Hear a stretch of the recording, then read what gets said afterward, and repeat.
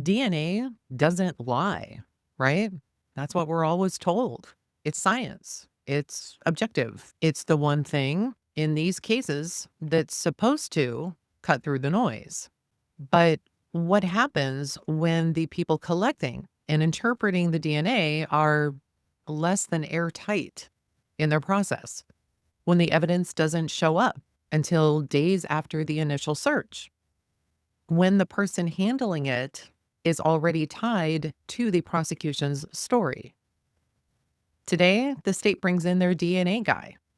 But the question isn't just what he found, it's how, when, and why it matters now.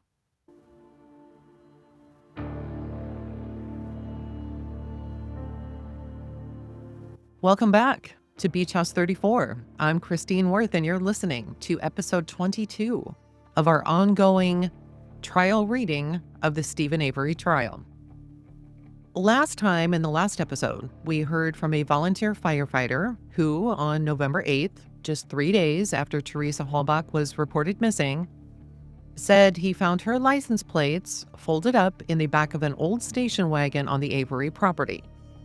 Not only did he handle them himself, he unfolded them, he checked the numbers, he asked a state trooper that was right there if that was the correct number, and she confirmed that it was. Law enforcement didn't stop him from picking up the plates, opening them up, touching them, doing whatever he did with them. The defense didn't even challenge him. It didn't ask him why he did these things. Didn't even ask the officer who was with him why this was even allowed. And now here we are. This week, the state moves to forensic evidence, DNA. John Ertl, the prosecution's DNA expert, takes the stand. So let's get into it. It is day 6 of the Steven Avery trial, and it's first thing in the morning, and the state calls their first witness, which is John Ertl. He is called to the stand. He is sworn in. He is asked to spell his last name, which is Ertl, for those who are interested. And the direct examination is actually begun, believe it or not by the district attorney Kratz, who we've been hearing all along up until now, but another one of the prosecuting attorneys named Thomas Fallon. And Attorney Fallon starts his questioning. How are you employed? Boy, he goes right into it. He doesn't even say, good morning, how are you? He just goes right into it. I work for the State Crime Laboratory in Madison. I'm a forensic scientist. I work for the DNA analysis unit, and I also do crime scene evidence location, recovery, and collection. How long have you been employed with the Wisconsin State Crime Lab in Madison? I began there in January of 2000. Had you had any previous employment as a crime lab analyst prior to that? My first job as a forensic scientist was with the State Crime Laboratory in Milwaukee. I started there in 97. I moved from there after about a year and a half to the State Laboratory in Austin, Texas. And then I moved to the Madison Laboratory in 2000. As a DNA analyst, what do you do for them generally? I examine evidence collected at crime scenes, and whether we have collected it or the police agency has collected it, it's brought to the laboratory for analysis. So I will look for biological materials and I will attempt to extract DNA from them and type the DNA, get a genetic profile. Then we take samples from known individuals. It's usually a blood sample or a swab from inside your cheek. Extract the DNA from that, get the genetic profile, match up the profiles if I can, determine whether or not the DNA from the crime scene item stains is the same as or different than the DNA from known individuals. Mr. Ertl, what other roles or duties have you been assigned or volunteered to perform for the crime lab? Well, in addition to my major role as a DNA analyst at the laboratory, we have a volunteer system where we do process crime scenes. So if any agency in the state feels uncomfortable or needs help or assistance that we can offer, whether it's just a phone call, get some advice, or whether we actually go to the scene and help them, we'll go. We'll document the scene, photographs, we'll do sketches. But our main job is to find the evidence and collect it and bring it back to the laboratory.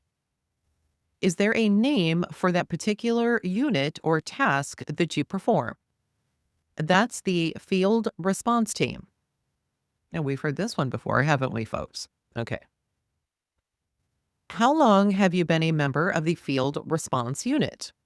About 6 months after I arrived at the laboratory. So it was about June of 2000. I began going out with them on field responses. Prior to that, I had also done field response work in the Texas lab. I began training as a crime scene photographer at the Madison laboratory, and I completed that training in about December of 2000. But during that whole time, since about June of 2000, I have been going out to crime scenes with the Madison teams. Let's talk a little bit about your education, Mr. Ertl. I take it you have an undergraduate degree? Undergraduate degree in chemistry from the University of Wisconsin, Parkside. That's in Kenosha. Do you have any graduate degrees? Graduate degree from the same institution, that's in molecular biology. All right. When did you receive that degree? The undergraduate degree I completed in 84, and the master's degree I completed in 92. Now, generally, again, returning to your work with the field response unit, what kinds of cases does the field response unit become involved in? Generally, it's any case where the agency is uncomfortable, number one, whether they don't have the experience or whatever, generally involved in some sort of homicide. Could be bones found in the woods, might not be a homicide, may be a missing person, might be an accidental shooting, hunter shooting, that sort of thing. We get involved. But it's at the request of the agency where it's happening and that they would request us to come and help. Well, that was my next question. Generally then, how does one request the services of the field response unit from the crime laboratory? The agency just calls the laboratory and requests that a field response unit come and help. And that's basically how we get involved. All right. So assuming there is a request and it involves some type of death, generally, yes. All right. Are there any other types of cases that the field response unit may become involved in? I have done several where it was a missing persons case. The person had gone missing and they didn't know whether they were dead or alive, but they had some reason to believe there might be some evidence in a particular place. And in both of those instances, I'm thinking about one was in Milwaukee and one was in Menasha. They were quite old. The person had gone missing. And then much later, years later even, they get some idea. Well, he was in the basement and I saw him shot.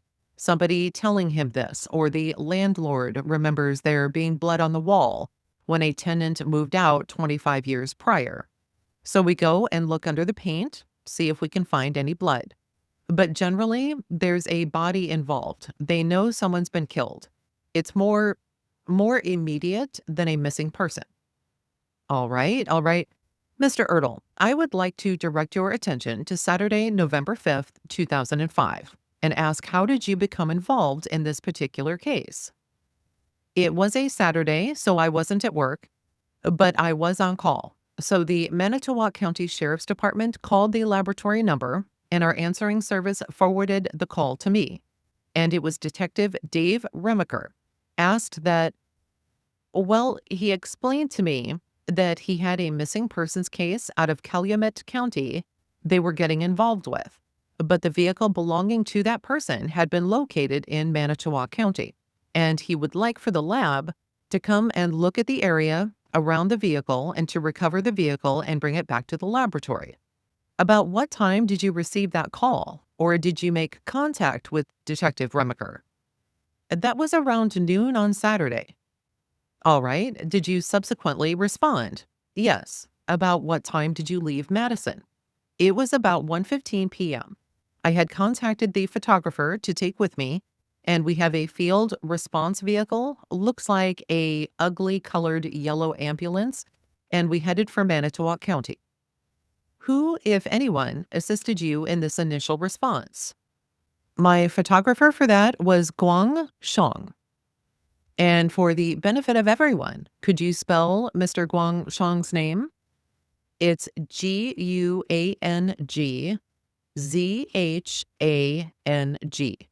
Thank you. Approximately what time did you arrive at the location? It was about 4 p.m.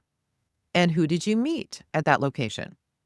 I was looking for a Detective Remacher, and that he escorted me to an area near a fire truck where they had a canopy out. And at this point, it says the court reporter couldn't hear. And so he continues, a canopy off the side of a fire truck. And it was kind of a stormy day, and it was windy and loud. And I was introduced to Investigator Mark Wiegert, Calumet County's Sheriff's Department, and also Special Agent Tom Fassbender of the Wisconsin Department of Criminal Investigation. And those two were my main contact people throughout the rest of my involvement at the scene.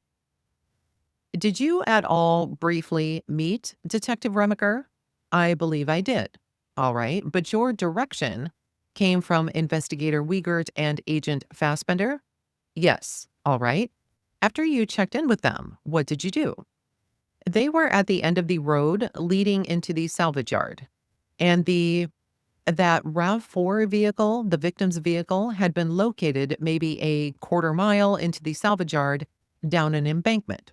And so they got somebody to lead us down to a flattened area that was just in front of a pond, and there was a car crusher nearby.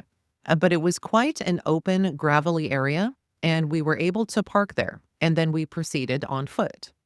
Christine here. I just want to make a note as to everybody is always bringing up this car crusher. Now, I don't know if it's just because it's this tremendously large piece of equipment that people are noticing, or if they were simply told to say, hey, also always, if you're around the car, mention the car crusher, right? That just kind of stuck out to me. Anyway, let's continue. And then after he mentions the car crusher, and then he says, but it was quite an open, gravelly area, and we were able to park there. And then we proceeded on foot. I'm going to stop you right there, if I may, and this might assist. I would like to direct your attention to the screen and show you what has been received as Exhibit 86. Oh, yay, we get to see Exhibit 86 again. And the witness answers, that's an aerial view. And the question is, all right, I'm going to have my colleague hand you a laser pointer here, and that may be of some assistance to you. And if you could then briefly describe, first of all, where the fire truck with the canopy was, and then your general direction. Christine here. Sorry, I don't mean to keep these questions keep popping up in my head. This is the first time I've heard about a fire truck being there next to the car. I don't think I'm wrong about this. I could be, just saying. But it's the first time I've heard about a fire truck with this canopy that was there next to the car. Anyway, let's continue. I don't want to get the court reporter. Okay, so right there is where the fire truck was. Let the record reflect that the witness is directing a laser pointer to the lower left-hand corner of Exhibit 86. Attorney Buting says no objection. The court says record will so reflect. Attorney Fallon says thank you. And then Attorney Fallon continues. And from there, sir, where did you proceed? Down this road, and this is the flat area where we parked. All right. Attorney Fallon then says, may the record reflect the witness has directed the laser pointer to the area immediately to the right of the area previously identified as the car crusher. Attorney Buting says no objection, and the court says the record will reflect that as well. And then Attorney Fallon continues. All right. Now, when you went to that area you described as the flat area, Mr. Ertl, what did you do from there? We then proceeded on foot down this kind of grassy, overgrown gravel and dirt road. And this is the pond, goes around the pond, and you can sort of see cars lined up along the edge of the road that goes around the pond. Right about there, a little more than halfway down to the pond, there was I'm going to show you a close-up there, just so you know, sir, this exhibit, as previously identified, was taken after the car was removed. All right? But for purposes of illustrating the area and the path you took, if you would now demonstrate with the laser pointer what you did. All right. So this is the flat level area. That's the car crusher. We proceeded down this road to right there. All right. Thank you. There's a red vehicle and two white vehicles. The RAV4 was a blue vehicle, was parked parallel to the red vehicle. Its nose was facing this direction. Attorney Fallon says, and the record should reflect he directly pointed to a westerly direction. And the court says the record will so reflect. And then he continues. All right. Very well. Thank you, Mr. Ertl. If you would please then describe further the line of cars and the particular Toyota RAV4 that you examined or first observed. Okay. These cars parked along here were kind of older looking. The paint was faded. They looked like they belonged there in the salvage yard. The RAV4 looked a little different. It was shiny. It had an old Rambler hood leaned up against the back panel. It had a piece of plywood up against the front end on the side. It had several tree branches up against the back, had a cardboard box sitting on the hood, and had quite a large 12 to 15 foot tall tree that kind of looked like it had been ripped out of the ground, still had roots attached, was leaning up against and over the hood.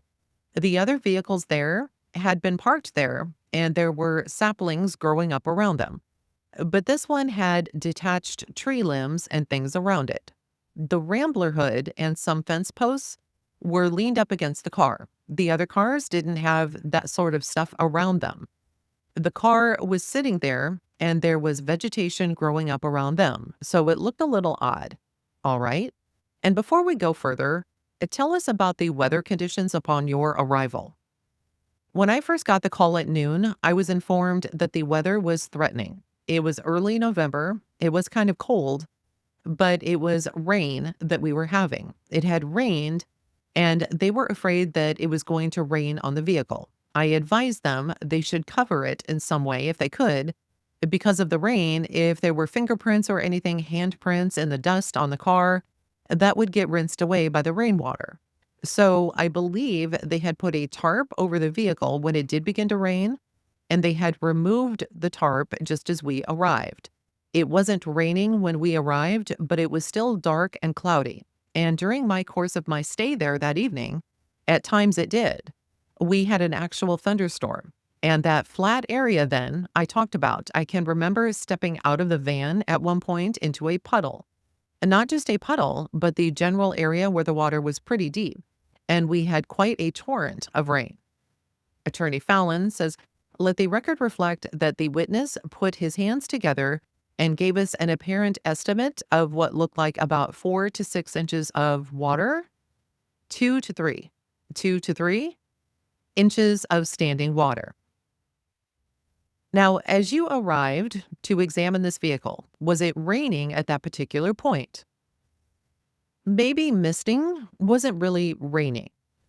How long before it began to rain relative to daylight, darkness? I believe it was just after dark that it really started to pour. The lightning was very dramatic. All right. Now, directing your attention more specifically to the Toyota RAV4, what was the condition of the vehicle itself? Describe its appearance, in addition to the camouflage materials you already talked about, but what else about the vehicle can you tell us? Well, it was newer looking. I examined all the items that were around it. The thought there, if somebody put them there, they had to have touched them somehow. You know, the tree branches, there may have been places where something would snag on it, might be some clothing fibers. If there was any blood involved, there might be blood stains on them. I looked at them for that sort of material. I didn't find any. The cardboard box and the Rambler hood, I thought, had surfaces that maybe would hold fingerprints if you had touched it with your fingers. It was a smooth enough surface that it would hold a latent print. So I decided to collect those and return those to the laboratory. And we were going to return the RAV4 to the laboratory. We couldn't get into the vehicle. All the doors were locked. So the extent of my examination of the inside was shining a flashlight through the windows and just looking inside. All right. And how much time did you say you spent looking inside the vehicle with a flashlight? Oh, there were several of us around the vehicle at that time looking inside. Once all the materials had been removed from around it, that was pretty much the first time anyone could get, close enough to peer inside. All right. Let me ask you then, what were you looking for or attempting to see when you examined inside the vehicle? Well, it was a missing persons case. So the first thing I wanted to know was the missing person inside the missing person's car. And I didn't see any evidence of that. All right. Now, before we go any further, I would like to direct your attention to the screen again, showing you Exhibit 130, and ask, does that scene strike any memories with you? Yes, that's me standing there, right there. That's the RAV4, and that's a bit of a fence post. That's the Rambler hood. That's a piece of plywood. This is a part of the tree that was against the front end, and those are bits of the branches that were against the back end. And who is that in the red coat? That's Special Agent Tom Fassbender. And what does he have under his arm? I can't quite make that out. Kind of looks like he's holding a tarp. A tarp. Attorney Buting then says, "What exhibit is that, counsel?" Attorney Fallon says, 130. And then the questioning continues. And the gentleman immediately behind Investigator Fassbender is whom? That's Guang Shang. That's my photographer. All right, thank you. The vehicle you said you saw, you were looking for evidence of a person. Was there anything else you were looking for? At that point, not really. Could you describe the ease or difficulty it was to see in the vehicle when you were working with the flashlight? Well, at that point, the glass was wet from the rain. Okay, Christine here. Um, I thought that they said that the rain hadn't started yet. That didn't start until later. Why would the glass right now be wet from the rain? Now, granted, he did say it was misting. It's very likely that, it was misting so much that it accumulated. So I'll give them that. But anyway, yeah, when he says it was wet from the rain, that's kind of makes me pause because I thought they were trying to protect a lot of this stuff. Anyway, let's continue. There was a lot of glare, so you kind of had to, get the light and not have it bounce right back in your face. You can see the front windows are clear, but the back windows were all tinted, so it was kind of hard to see through that, to see what was in the back end. How many people were flashing flashlights into the back of that car? I think there were at least two of us because I was looking through the side and I could see another light moving around inside the vehicle. And there was somebody standing on the opposite side of the car. Now, how much time would you say you spent looking into the vehicle? Oh, probably not more than 5 or 10 minutes. During that time, did you see any evidence of any blood in the vehicle? No, I didn't. All right. Were there any license plates affixed to the vehicle? No, the license plates had been removed. Did you notice whether there was any damage to the vehicle at all? Yes. Once we got the debris away from it, there was a scratch behind the Rambler hood. And then this front end had a little bit of collision damage. The lens on the light was cracked or broken, and there was some denting to the window. Did you examine the debris that was on the car for the presence of any trace or biological evidence? Yes, I did. And what did you find? I didn't see anything that I felt was unusual. I didn't see any blood stain. I didn't see any hairs affixed to anything. I didn't see any fibers attached to any of it. And for the benefit of all here, could you briefly explain what do we mean when we use the phrase trace evidence? Well, trace is a different unit than I worked in. They are pretty all-encompassing. Trace gives you the idea that it's just a tiny bit of something. When any two objects are in contact, a little bit of one transfers to the other. If you back into a car with your car, You may get a little bit of the paint from that car onto your car and vice versa. That would be trace evidence. Scratch the paint off the car and collect that. If you're wearing clothes and you are handling these tree branches, you may snag your clothes and some of the fibers may get lodged on the tree branch. That would be trace evidence. Or if one of my hairs comes out, lands on the tree branch, or I get my hair caught in the tree branch and it pulls some of that out, that would be trace evidence. Were any efforts undertaken at that time to process the vehicle? No. Why not? No. Well, the weather was threatening, and the best thing we could do is protect it from the weather at that point, and then to get it back to the laboratory where we could put it in the garage, and we would have all the experts in trace evidence and blood collection at the lab do their jobs. All right. What efforts did you make to protect the integrity of this evidence? At that point, I suggested that we get it back to the laboratory and that we use a covered trailer to put the vehicle in.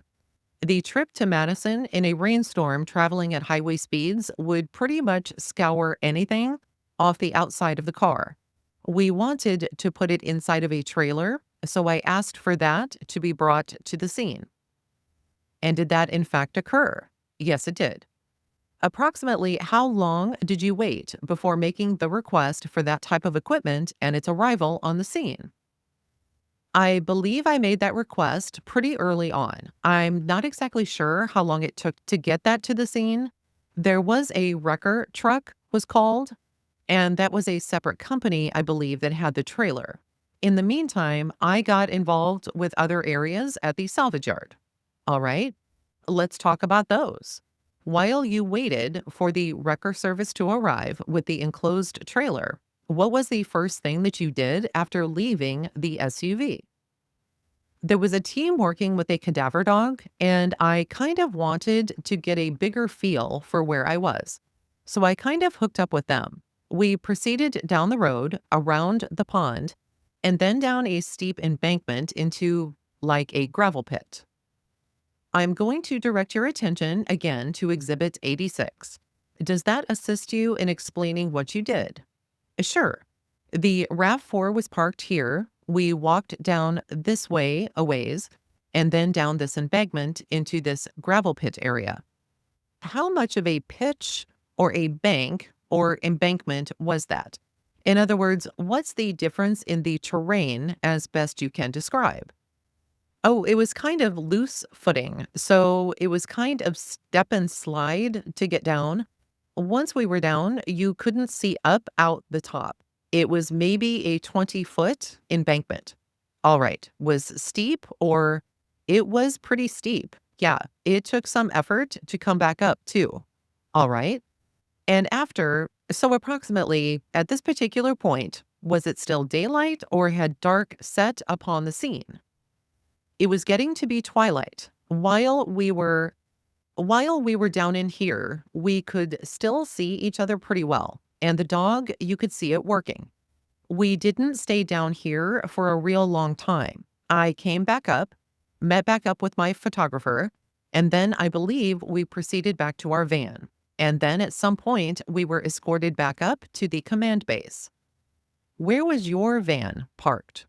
In this flat area here. And Attorney Fallon says, let the record reflect he's again pointing to the area to the right of the car crusher and somewhat south of that between the crusher and the pond. And the court says the record will so reflect. Attorney Fallon says, thank you, and then continues. Then what did you do, sir? Well, from there, we were escorted up to a place where there were 4 burn barrels behind a residence. All right. So back up to the command area and then down this road behind this residence here. Attorney Fallon says, I'm going to ask the record reflect that the witness is pointing to the area behind the residence previously identified as the Janda residence. Attorney Buting says no objection, and the court says very well, the record will reflect that. And then he continues with his questioning and says, all right, and then the witness says, somewhere back here. And at this point, it was completely dark and it was raining. All right. How much rain or how hard was it raining? At that point, I think it was a pretty steady, moderate rain. What happened at that particular location? I watched the cadaver dog work around the barrels, and it had interest in the two of them to the south. Then there were two more next to it. I advised with the rain, you probably want to cover those with a tarp. Prevent whatever is inside from getting soaked. All right. What occurred next? From here, we went back to the command station and we worked inside of one of the large shed garages from the salvage yard. It was a golf cart type vehicle in there, and the dogs were working in there, and one of them had hit on the back end of that. Could you describe that golf cart for us, please? It was kind of a cross between an all-terrain vehicle and a golf cart. It kind of was more truck-like than a golf cart, had a canopy over the top, and sort of like a little pickup truck bed in the back. There were some stains on the back. I tested those for the presence of blood. We have a presumptive test for blood. It doesn't discriminate human from animal, and it's called phenolphthalein. And for the benefit of our reporter here, can you spell phenolphthalein, please? Phenolphthalein. And what result, if any, did that testing yield? There were a couple of dark-colored stains on the back end and up on the canopy, and they all tested negative, indicating it was not blood. We had the photographer with us, and he photographed that. And where did you go next? I'm not sure which of those large service garages it was that we were in, where the golf cart was. At that point, I believe we went back down, informed that the wrecker had arrived, and we proceeded back down to the flat area and then back to the RAV4. And prior to stopping at the RAV4, had anything changed in the area, specifically with respect to the car crusher? At some point, and I'm not sure whether it was while before we arrived at the scene where the wrecker was, or after we had secured the RAV4, but at some point there was talk about a car in the car crusher and how that was quite unusual. The crusher was operated by a different outfit, sort of a portable unit. They bring it into a salvage yard, crush some cars, kind of like a subcontractor, but they operated it. Attorney Buting says, objection to that. That's beyond the scope of his knowledge. That was just what I heard. Attorney Buting says he's not going to know who operates it. And the court says the objection is sustained, and the questioning continues. My point for you, sir, is what did you do when you examined the crusher at this particular point? There was a car crushed in the crusher, and the ramp of the crusher was still on top of the car. So you could just see the side of a crushed car, and you could sort of see into where the windows had been, but you couldn't see much. So somebody made contact with the people who knew how to operate the crusher to raise up the ramp so we could get in and try to get a better look at the car that was in the crusher. And did you get a better look? Yes. At some point, people came and started it up and raised the ramp. Then we were able to climb up on top of the car. Still couldn't get a real good look because the roof of the car was down, crushed down on top of it too. So I advised if you want to get inside, you will have to get the roof and the metal off of there. Then you could see what was actually in the car before it was crushed. Showing you on the screen what has been received as Exhibit 66. Is that the crusher vehicle that you have been talking about? Yes. And there was a vehicle in that when you arrived? Yes. All right. Returning again to the RAV4, the SUV, when the wrecker arrived, what did you do? The person with the covered trailer, he had attached to a pickup truck. He helped direct the wrecker truck. It was a really large one, looked like you could probably pull a semi. He backed it down along that road between the row of cars and the pond. I waited for them down at the RAV4. The wrecker operator then examined the vehicle, trying to determine how he was going to best get it off there because There was no way they were going to get that pickup with the trailer in there and along that narrow road with the pond. So the plan was to pull the RAV4 out into that flat area near the crusher and then put it into the trailer there, where they had some room to maneuver. So the wrecker operator determined that the RAV4 wasn't just going to roll, it was either in gear or it had a parking brake on. For whatever reason, it wouldn't roll on its own wheels. So he wanted to try to put the vehicle in neutral, and it was locked. He couldn't get in. So he crawled underneath and tried to reach the linkage for the transmission. He couldn't reach that. Then he tried to access that from under the hood, but the hood release and everything was also inside. Couldn't pop the hood. And so what he ended up doing was crawling underneath and unbolting one of the drive shafts. It was a four-wheel drive vehicle. He unbolted the drive shaft to the front end. He then used his lifter from the wrecker to pick up the back wheels and then rolled it on the front wheels, and he pulled it out from around the pond into that flattened area where the trailer was waiting. And then he rolled it up into the trailer, and then we strapped it down into the trailer. Christine here. So way back when, remember this was a question? So now we know how they got the wheels moving, because the car has to move, right? The wheels have to move in order to get it towed. So now we know how that occurred. Let's continue. And who was involved in this project? I was there, the wrecker operator, and the person that brought the trailer. Once the vehicle was secured, what did you do?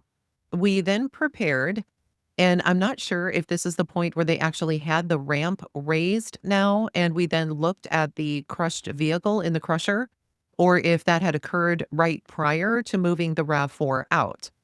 But at some point, Tom Fassbender said that we don't need you anymore right now. Get the RAV4 back to the lab. All right. During your exposure to the SUV, how many law enforcement officers were in the immediate vicinity of that vehicle? When I first arrived, I would guess 3 to 4. There was always one standing away from it, and the person was there just to make sure that no one who didn't belong there was there. That was like the security guy. When I first arrived, they were removing the tarp. I think there were 3 or 4 there. Tom was there with me, my photographer. There was another, you mentioned Tom Fassbender. Agent Fassbender, who is seated here? Yes, all right. And I don't know all the people involved. All right. And how about after your tour of the general area? You came back to the area where the SUV was. Were there officers then present as well? The one on guard was still there. Same person? That I don't know. Okay. Approximately what time did you leave the scene that Saturday night? I believe it was about 8:45. What time did you arrive in Madison? It was about 1:15 a.m. And what time did you finish securing the RAV4? It was about 2 a.m. All right. And where was the vehicle secured? In the garage at the crime laboratory in Madison. Did you need the assistance of any other professional help to secure the vehicle? Yes. Tell us about that. When we arrived in Madison, I called the local wrecker company to come out and do the opposite of what the wrecker had done at the scene in Manitowoc, to lift up the back end, pull the vehicle out of the trailer, and then put it into the garage because the back wheels were still locked. Directing your attention to Sunday, November 6th, were your services again requested in this investigation? Yes, about 9 a.m., Special Agent Tom Fassbender called me and requested that we come up to the salvage yard again. And at that point, they hadn't any specific area that they wanted our assistance. They just wanted our general assistance to be available in case they came across anything. Okay. Did you then make plans to travel to the salvage yard? Yes. And what time did you, in fact, go to the salvage yard? We left Madison, I think it was just before noon. And what time did you arrive at the salvage yard? I believe it was around 3:30. When you arrived at the scene, with whom did you meet? Investigator Wiegert and Special Agent Fassbender. What assignments were you asked to perform? Well, we were told of 3 areas where cadaver dogs had been interested. One of them was on the east side of Avery Road at the corner with 147. There was a gravel yard, gravel quarry, and there was a maybe 30-foot tall mound of gravel and sand. And about 6 to 8 feet up the pile, the dog got excited about something. They said they would put an orange flag there, and they had seen a pinkish substance. So that was one place. The dogs were also interested in 2 wrecked vehicles that were parked on the perimeter of that pond near where the RAV4 had been. And then they talked about the burning barrels that I had seen the night before. The dogs were interested in those. We began working at the gravel yard. Christine here. I'm assuming that they're going to be getting into this part, but they were so fanatical, right, at the location about once Teresa's RAV4 was actually located on the Avery property, of having somebody keep track of it, watch it, make sure nobody got near it, all this other stuff. So it was towed off to this lab, and I have not yet heard, and maybe, like I said, they'll get into this, who was protecting it there? Was anybody keeping watch while it was there? And if they were they doing it as adamantly as they were doing it at the actual scene? Just a question. Anyway, let's continue. And Attorney Fallon asks, all right, and was anything of significance in your determination found at that gravel yard location? We found some reddish staining on some pieces of gravel. They tested presumptive positive for the presence of blood. We located a pinkish substance, perhaps 3/4 of an inch in largest dimension, looked like flesh. We found another piece of material about the same size. It was reddish and white in color. Both of those items also tested presumptive positive for the presence of blood. We collected those, and then we proceeded to excavate that area under where those materials had been found. So we dug 4 to 6 feet of gravel out of that area and placed it on a tarp, shovel by shovel, looking to see if we could find anything more. And we worked until dark. It was about 5 o'clock. And did you find anything else? We didn't find anything more. Was there any evidence whatsoever that that was any kind of burial site or any wrongdoing had occurred there, other than the presence of possibly blood and some flesh? And at that point, we didn't know if it was animal or human, and collected it and didn't find any more. That was the extent of it. And that's because the test does not distinguish between human or animal. That's correct. Okay. And after completing that particular task, what was your next assignment or task on the agenda? At that point, we were asked to go in and look at Steven Avery's residence. It had previously been examined by others and things had been taken. So at that point, we just went in and we were asked to look for any evidence of blood spatter patterns. It's one thing to find blood, a blood stain, that can tell you some information, but we were looking more for patterns of blood stain. If you cut your finger and do this, the blood will come off your finger and leave little specks in a line. And you can tell something about how that blood came to be in little specks in a line. Attorney Buting says, can the record reflect when he said, do this? He was moving his index finger sort of out to the side and kind of flicking it. Attorney Fallon says, that's fine. And the court says, that's an accurate reflection of the actions he took. Attorney Fallon then continues, did you find any evidence of blood stain pattern? No, we didn't. Now, what, if anything, did you find in your examination of the residence that Sunday evening? We found some bloodstains on both entry doors and on the floor of the vanity and in the sink in the bathroom. What equipment were you utilizing as you examined his residence that evening? We used flashlights with white light and blue light. The blue light helps to give contrast to the blood. It makes it turn black, so it helps to see the blood. And we used white light to see the reddish color of blood. Who was assisting you in this task? I was with Guang Shang, the photographer. and also Chuck Cates. When we returned on Sunday, there were 3 of us. What was the next, approximately, what time did you wrap up your examination of the defendant's residence? I believe we were in there until about 5:30. When you start at the residence, was it dark or still light out? We were losing light. When we left the gravel yard, it was not productive to be looking for things without supplemental lighting. And flashlights and a large gravel pile and shoveling that wasn't productive anymore. By the time we left the residence, it was completely dark, 5:30. After, just so we're clear, you mentioned Mr. Shang's name before. Mr. Cates accompanied you on this trip? Yes. Just so we're clear, who was Mr. Cates again? He is another member of the field response crew. His normal duties involve fingerprint work. That's his specialty. He was also at that time the field response training coordinator. After examining the defendant's residence, what was the next task you performed that Sunday evening? May I look at my notes to refresh my memory there? If need be, sure. Okay.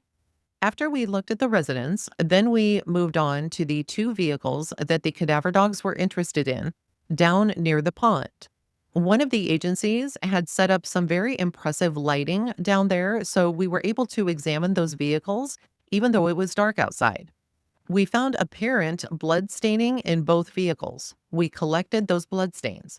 We did not do fingerprint analysis, or we did not process the vehicles for latent prints at that time because it was starting to form dew on them. And the way we look for fingerprints is to take a fine powder with a feather brush and dust across. And if it's wet, that just does not work. So we just left that for a later time after it dried off again. And these vehicles, what were they? One was a gold-colored Honda, and one was a silver-colored Renault. Do you know if they had any prominent role in this case after your examination? I do not know. Very well. Directing your attention then to Monday, November 7th, 2005, did you again participate in processing of the salvage yard? Arrangements on Sunday evening were that we could meet up with a Jeremy Hawkins here in Chilton at the Calumet County Sheriff's Service Garage. The 4 burn barrels had been transported to the service garage, and we were to examine those. And did you start examining the burn barrels? Yes. Approximately 8 a.m., we met with Jeremy Hawkins. He led us into the garage, got us into the trailer where the burn barrels were, got them out into the garage, set up our sifting equipment, and bit by bit went through the contents of the barrels, sifting, looking for any kind of bones, teeth, hair, any metallic type items. Did you find any of that evidence? There was. In each barrel examined, we collected a box full of that sort of material. All right. Now, was that task at all interrupted on Monday? Yes. Just after we had our lunch break and we had just started sifting the barrels again around 12:30, we were requested to return to the area near the scene. Some volunteer searchers had discovered in some area a forested area with some disturbed soil. They were thinking this could be a potential burial site. So we proceeded to that location. It's just west of the salvage yard at the end of Cuss Road. What did you find when you arrived at that location? We were taken out into the woods a little bit and was indeed an area with disturbed soil.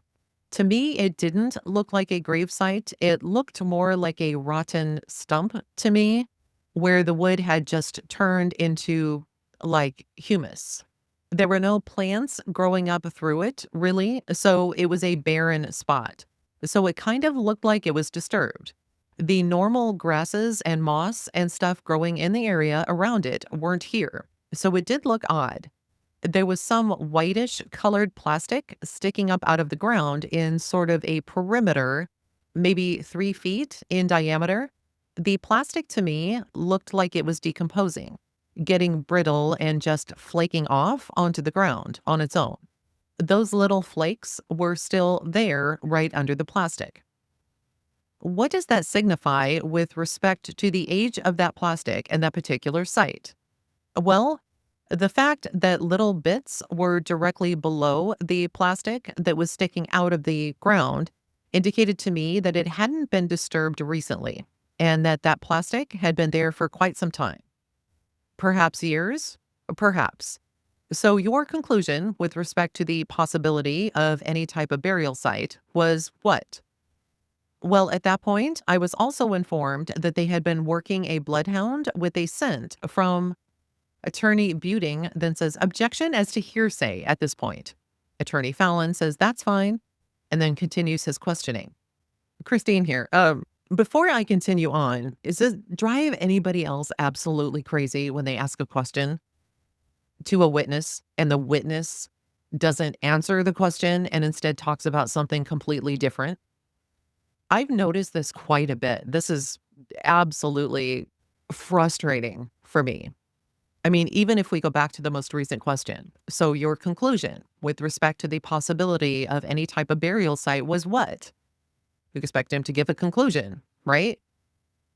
And then says, well, at that point, I was also informed, da da da, and then the objection. It's like, why is nobody saying, hey, why aren't you answering the question? We asked you the question, answer the question. Why is the defense not objecting to this? They're not answering the question. Anyway, let's continue. And it, again, by Attorney Fallon, he does his questioning. Mr. Ertl, just in terms of based on all the knowledge you had available to you, and in particular, your examination of this location, what did you conclude regarding the possibility or no possibility of a burial site? And then finally, we get an answer. My preliminary indication was that this was not a burial site. Approximately how long did your examination of that particular site take? Well, the first thing, they wanted to get permission from whoever owned that property. They needed to figure out who owned that property. They got written permission from that person. Guang and I then went in and photographed the area. We sent Chuck back then to the salvage yard to do the latent fingerprint processing on the 2 vehicles from the night before. This is about 3 o'clock in the afternoon, so it was dry, wasn't raining at that point. So we sent him out to do that. A warrant was then obtained for the burial area to search that. And then I began the excavate this humus-like material, moving it onto a tarp, digging down. I dug down a little ways and the white plastic perimeter was actually underneath all of that humus material. On the flip side of the white plastic was the label peat moss. It was an old bale of peat moss. Under that plastic was the remnants of an old wooden pallet that was decomposing into the soil. I picked the pieces of wood out, dug down into the soil a little bit, and ran into roots. A fine root mat from the surrounding plants was well under the entire peat bag. And where there were little slits, small perforations in the peat bag, there were little shoots starting to come up through it. So again, indicating to me that this area had not recently been disturbed. I then dug down past the roots and looked at the soil layering. It looked like it, again, had not been disturbed. But at that point, I concluded that this was not a burial site. I'm going to have the screen project Exhibit 84 for us and ask if you recognize that general vicinity, and in particular, drawing your attention to the top of the photograph displayed there. Does that look familiar to you? I can't orient to that, okay? I know there were some ponds, but I had never gotten to the ponds. Attorney Buting then says, I have no objection if counsel points out the locations that you are referring to and see if he can identify it that way. Attorney Fallon says, it's not necessary. Thanks for the offer. Attorney Buting says, okay. And the witness answers, okay, I see something I recognize. What do you recognize? Take your pointer and then tell us what you recognize. This is the residence of Steven Avery, right? This is the garage, and this is the road to the command center, and this is a field. And I didn't walk that field myself, but I was informed somebody had. Attorney Buting says, objection, hearsay. And the witness continues. Looks like that's the court says, hold on a second. Attorney Buting says, quote, I was informed, unquote. He should avoid that. And then the witness answers, okay. And then Attorney Fallon says, it's just his way of explaining how he got from point A to point B. It's not offered for the truth of the matter. It's just the effect on the listener as he investigated, did his job. And the court says, based on what he said, I can't tell if it's hearsay or not because I don't know the purpose for which it's being offered. So I reserve ruling at this point. Mr. Fallon, you may proceed. And then Attorney Fallon continues. All right. Mr. Ertl, if you would just confine your opinions or your observations to what you saw and what you did. Again, you were explaining your orientation to Exhibit 84. I had been here, Steven Avery's residence, and I was here, if that is the end of Cuss Road. All right. I was not in this area here. Okay. We drove around on the highway to get here. So that the top of the exhibit that you pointed to, the end of Cuss Road, is that where this examination took place, generally? Yeah. The suspected burial site was in this wooded area just to the left. So the record should reflect that he's directing a laser pointer to the area immediately to the left of the cul-de-sac identified as Cuss Road. Attorney Buting says no objection. The court says record will so reflect. Attorney Fallon says thank you and then continues. When you finished the examination of that particular area, did you still have daylight or was it dark? No, it was about 4 or 5:45, and it was dark at that point. And when you completed the examination of that area, what did you do? We went back to the Calumet County Sheriff's Department and continued the sifting of the burn barrels. We worked on that until about 9:30 that night. Okay. And directing your attention again then to Tuesday, November 8th, did you resume work with respect to the burn barrels? Yes. What time did you start that day? 8 a.m. All right. We finished up with the burn barrels about 10:45. And how many barrels did you, in fact, examine that day? 3. There were 2 from the original 4, and then there was a 5th barrel that had been recovered and brought to the garage. Tell us about the 5th barrel, would you please? We were informed that it had come from, Attorney Buting says, objection again, hearsay. Attorney Fallon says, 1 second, and then continues. Mr. Ertl, all I want you to do is describe the 5th barrel. Okay? Don't tell us what you know about the barrel, just what you saw and what you did with the barrel. All right? It looked very much like the first 4 barrels. It was a steel 55-gallon drum with the top cut off, apparently to burn things in. The 5th barrel didn't have much in the way of unburned material in it, whereas the other ones had. This one had a car wheel and what looked to be the remnants of a tire. These steel cords wrapped around the wheel on top of the barrel, inside the barrel. We took that out, and there was mostly just ash and debris. We began sifting that, and we recovered what looked like electronic components, little circuit boards, a couple of which had the Motorola M emblem on them that we could see that. And several of those types of things were found in the sifting. There was also what looked like to be remnants of batteries, that sort of thing. We collected all that material. Christine here. Okay, so are you all also wondering where in the hell this 5th barrel came from? Do you remember like I don't know how many, oh my gosh, a few episodes back, we had learned that one of the burn barrels had actually gone missing and they couldn't find it, and they later found it at like a sheriff's office. I'm sure we're going to get into this later. But is this that barrel? I mean, doesn't it seem odd? Hey, here's all these 4 barrels. And please look in these and sift through these and go through these. And then, oh, sorry, here's another one. Here's a 5th one.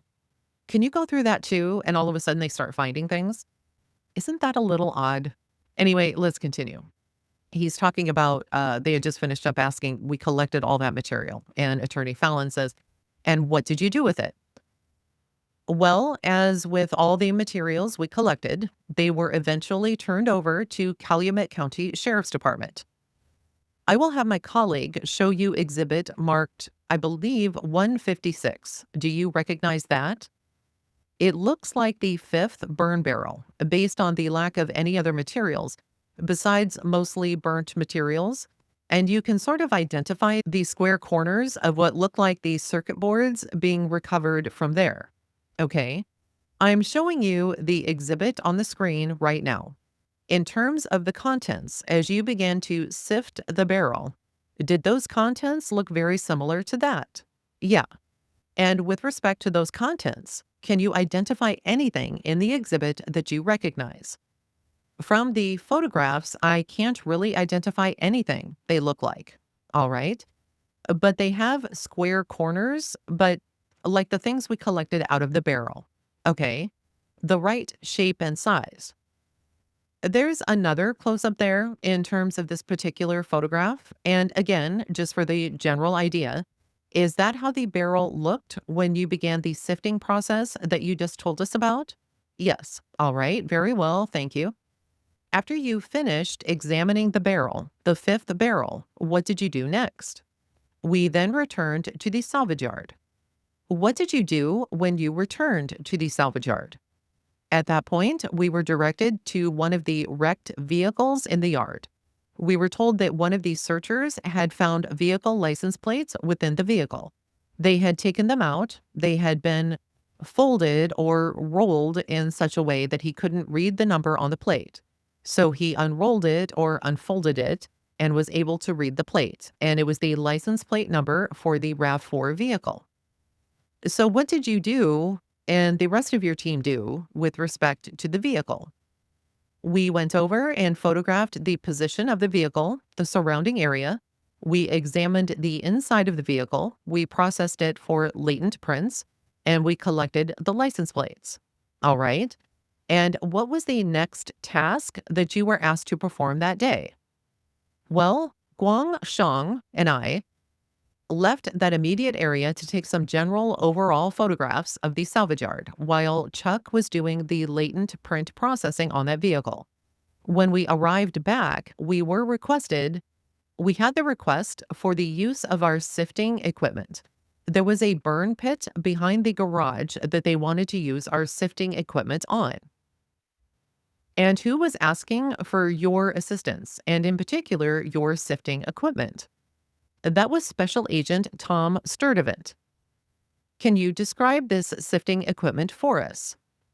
It's 3 aluminum poles to hook together to form a tripod, stands about 6 feet tall. There are chains coming down from the center top of the tripod to which we attach an aluminum frame. So it's kind of can swing within the tripod. And on that aluminum frame, we can put different size mesh. You put the materials on top of the mesh, and you can use a trowel or a broom or just shaking, whatever works best for the material. And then the particles or bits that won't fall through the screen, you can collect and examine. The bits that fell through the screen, we put a tarp under there and saved those for later analysis if needed. Do you use different types of screens? In this case, I believe we used 2 different types of screens. And approximately what time did you begin to assist with the sifting of the material from the burn pit? That was about 3 p.m. All right. And generally, would you describe for us how you worked the particular scene there? There were, in addition to Tom Sturdivant, there were some other uniformed officers present at the scene. Our team got our sifting equipment, set it up, and I have had some experience with excavating grave sites before, so I knew how to dig into the material we wanted to sift without bashing it up and ruining it.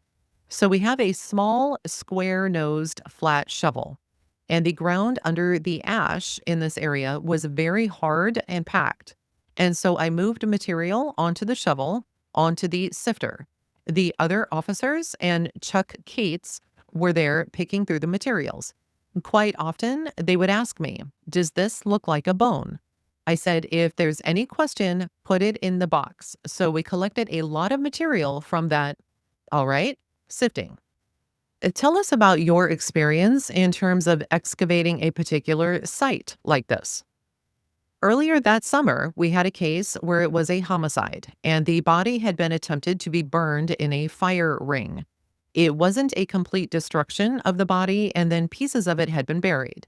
So I had, earlier that summer, been involved with excavating the ash material in that pit, and also with the excavation of the burial site. And I had previously done at least 2 other just straight burial sites without burning involved. Tom Sturdivant indicated to me that he had also been involved in some burn where victims had been burned. In terms of your experience then, describe for us how the material was actually taken from the pit and what efforts you made so as not to unduly disturb the site or to damage any of the material that you were removing. Tell us how you managed that. Well, we used the flat shovel to slide underneath it on the hard ground to collect things. We also used a mason's trowel to gently excavate and loosen the material, and then place it onto the screen. And at that point, we had additional mason's trowels and whisk brooms available to move the material to let the smaller materials fall through the screen. And then you could examine the material that remained on top of the screen. All right. Who actually did the shovel work, as it were, and who did the actual picking through what was placed in the sifter? I believe I did most of the shovel work. My photographer also did some shoveling. I don't recall anyone else doing shovel work. And did you have, or were you aided with lights to conduct this task on that? No, we didn't have any lights. What time did you? We used flashlights. It's a light. Sorry. Thank you. What time did you cease that work? It was about 5 p.m. I would like to show you exhibit number 50. With the exception of the presence of the dog, I think previously identified as Bear, is that a true and accurate portrayal of the pit? Yeah, this is the area where we excavated that grayish colored material and sifted it. May the record reflect that the witness has identified a darkened gray area he used, which is depicted in the bottom part of exhibit 50. The court says, does the defense agree? Attorney Buting says yes, and the court says very well, the record will so reflect. And then the questioning is continued. To whom were the items given that were recovered from this sifting process on Tuesday evening? To the Calumet County Sheriff's Department evidence technicians. Do you recall any non-biological material of interest that you may have seen that Tuesday evening during the process? There were some metallic items present also. Maybe, I don't recall specifically, but things like zipper pulls, snaps, rivets. Certainly, there was a lot of the cording from tires present. There was a large, looked like this bench seat from a vehicle that had been burned. We're going to zoom out on exhibit 50 here. When it became dark and you ceased operations on the burn pit, what did you do next? At that point, we turned over all the evidence that we had collected thus far to the Calumet County Sheriff's Department. We were preparing to leave the scene, but before we left, it was requested that we do a luminol treatment of a couple of residences on the property. Luminol is let me stop you there and ask those questions, if I may. First of all, what is luminol? Like phenolphthalein, luminol is a chemical test that reacts with blood. It's more sensitive than phenolphthalein. It can detect blood that you can't see if it's been washed or diluted, or if the specks are so small you can't really notice them. Luminol will allow you to see them. How do you spell luminol, please? Luminol. And how does it work? You need to have the area you are treating dark. When luminol is sprayed onto a bloodstain, it gives off light so it glows. Anything that's glowing here in the dark, we circle with a piece of chalk and then go back with the lights on. look at the area we have circled to see if we can see anything, and then attempt to swab that area and test it again with phenolphthalein. Phenolphthalein is also presumptive for blood. It's more specific than luminol. Some things will react with luminol, such as a copper penny, the lead seals we use. Bleach reacts very strongly with luminol. Those sorts of things. Cleaning reagents, chemicals. What types of cleaning? Did you say reagents? I did say reagents. First of all, what is a reagent? You buy a bottle of Bo Peep ammonia. Reagent is a word that we use in the laboratory to mean some sort of concoction that you come up with for some specific use. Okay?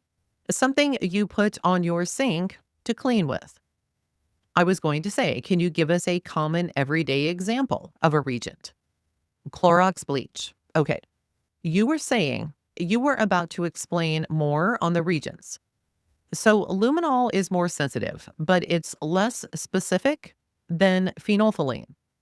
So if it glows with luminol, then we would want to go back and retest that area with phenolphthalein. It's more specific. To be useful for later analysis, we would want it to be phenolphthalein positive. Now, which residences were you asked to conduct this luminol process? Steven Avery's and Charles Avery's. And this was Tuesday evening? Yes. All right. And let's start with Steven Avery's residence. What, if anything, did you find there that had previously not been examined or determined or observed? There were some visible bloodstains on the couch that we had previously not found, and that we found with luminol. Other than that, there was nothing that we hadn't already seen. And when you found these stains on the couch react to the luminol, what did you do? Circled them with chalk, then we looked at them. They were obviously red-brown color, but within the pattern of the couch material. We hadn't seen them previously, so we took cuttings of the couch material and collected the stains. And how about with respect to Charles Avery's residence? What, if anything, did you find there? Again, we found bloodstains on the couch. And what did you do? We cut the fabric to collect the stain. Approximately what time did you conclude your investigative work that evening? Well, the luminoling went on from about 5:30 till 9:30, but in between Stephen's residence and Charles' residence, we also did the garage next to Stephen's residence. I was going to ask about that. So what did you do inside the garage? We had been informed that others had been there before us. There were chalk circles on the floor already. We luminoled, made our own chalk circles with phenolphthalein, but we were informed that that had already been collected.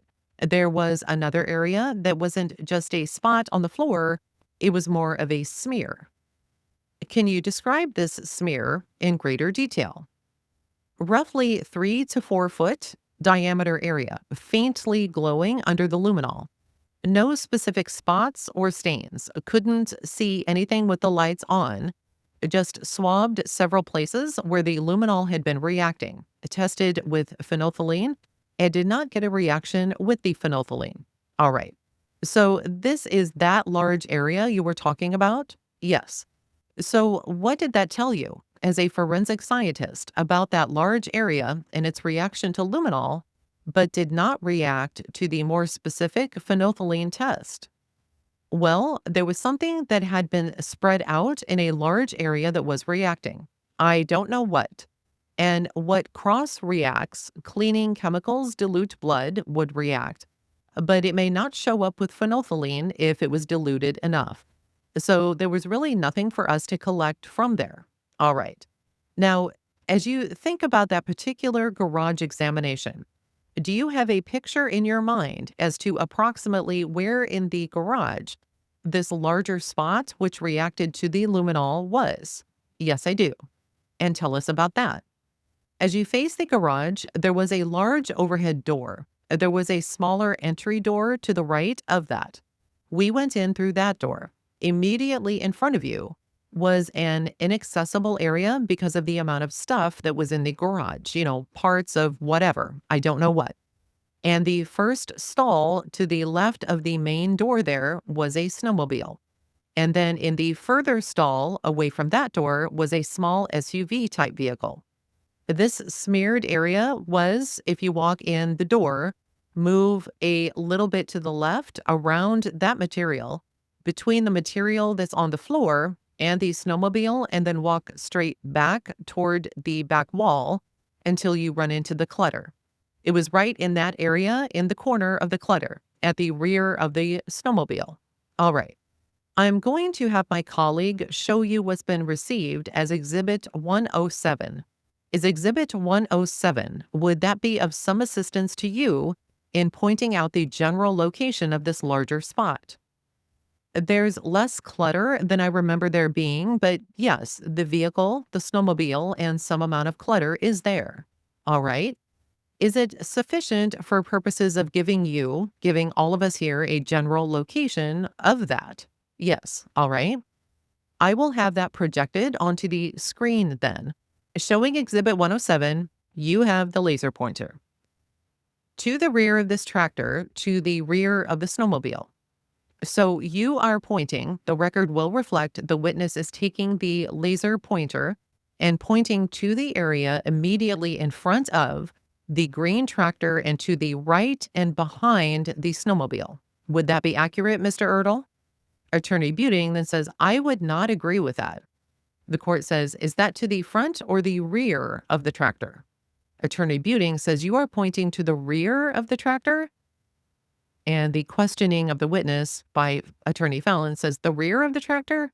And the witness answers, right. And Attorney Buting says, okay, an area just to the rear of the green tractor would be accurate. And the court says, all right, the record will so reflect. Attorney Fallon then says, very well. Attorney Fallon then continues, and again, would you give us an approximate size of this box? 3 to 4 foot diameter. Was it circular in shape or oddly shaped? It was irregularly shaped. And the court says, excuse me, for clarification, when you say 3 to 4 feet, do you mean 3 to 4 feet in diameter or radius or what? And Attorney Fallon says, I think he said 3 to 4 foot diameter. And the court says, okay. And the witness says, edge to edge. And the court says, okay. And Attorney Fallon says, now, is there a longer measurement that you could somehow use? I know you said a diameter suggests to us across of 3 to 4 feet. Is there a general length measurement that you can estimate for us or not? No, I didn't use a measuring tape to measure this area. All right. After completing the examination of the 2 residences and the garage with the luminol process, what did you do then? The court says, excuse me, Mr. Fallon?